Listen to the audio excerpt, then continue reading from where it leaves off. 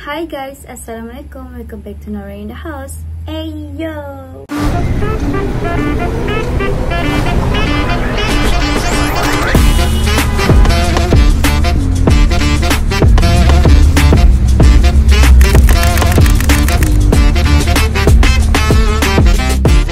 So, untuk korang yang tanya mana part 2, bila ada part 2? Lambatnya blok kang. Janganlah blok korang ni sampai. So, dalam video ni I akan cerita sambungan daripada part 1 dekat TikTok tu. Sebenarnya I tak pandai bercerita, jadi maaf lah kalau I cerita ni macam tunggang terbalik sikit. Cerita dia macam ni. After kita orang makan Wingstop tu, benda tu mungkin dah stop dalam 10-11 minit macam tu je. Habis je makan, kita tengoklah siaran TV kan. Tengah belik-belik remote, tengah belik-belik siaran, terlalulah satu berita Indonesia ni. Berita tu sebenarnya berita ulangan yang dah main petang tadi.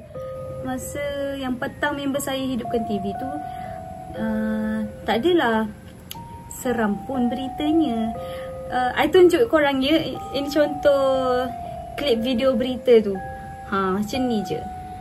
So ada gambar perempuan pakai baju warna pink. Lepas tu macam dia beritahu kes jenayah-jenayah dalam berita tu kan. Okay, tu je berita dia. Jadi kita orang biarkan je TV tu hidup sebab nak hilangkan rasa sunyi dan rasa ketakutan dan keseraman di hotel itu. Tapi pada malam yang kita orang kena ganggu tu, tiba-tiba dia terselit satu siaran yang agak seram bagi saya lah. Saya dan kawan saya pun tertanya-tanya kenapa benda ni ada dekat TV, kenapa tiba-tiba muncul time ni juga, sedangkan petang tadi tak ada pun berita ni. Cerita pasal keranda Indon. Kau tahu tak keranda Indonesia yang warna hijau? Pasal ada tulisan-tulisan tu kan. Aku remang lah. Masa benda berlaku yang ada keranda tu, tiba-tiba bunyi air tu bunyi balik. Dia ada balik. Ada juga yang cakap, alah mesti apa, air penuh kot, ke tangki bocor ke apa ke kan. Tak ada tak ada.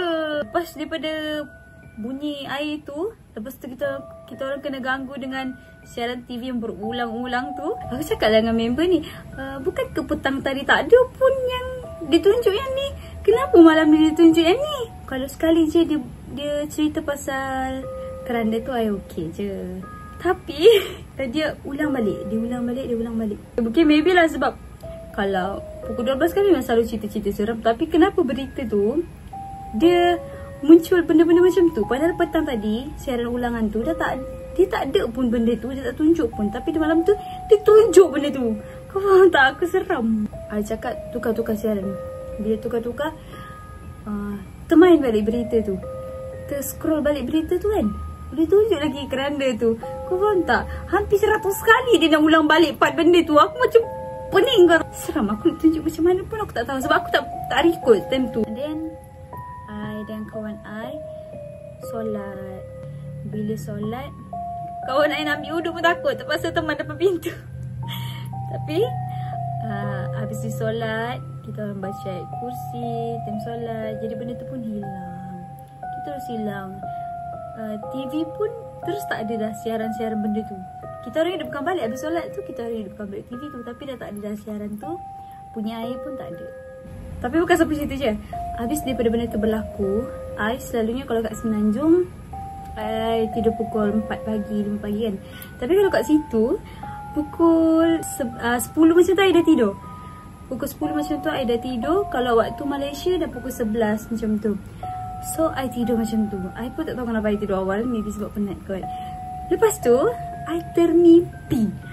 I lupa nak beritahu kawan I pasal mimpi ni. Tapi I ada beritahu dia I mimpi pasal hotel dengan dia sekali. Aku mimpi keranda yang sama. Jadi dalam mimpi tu I mimpi keranda yang sama. Dalam dia orang yang aku kenal.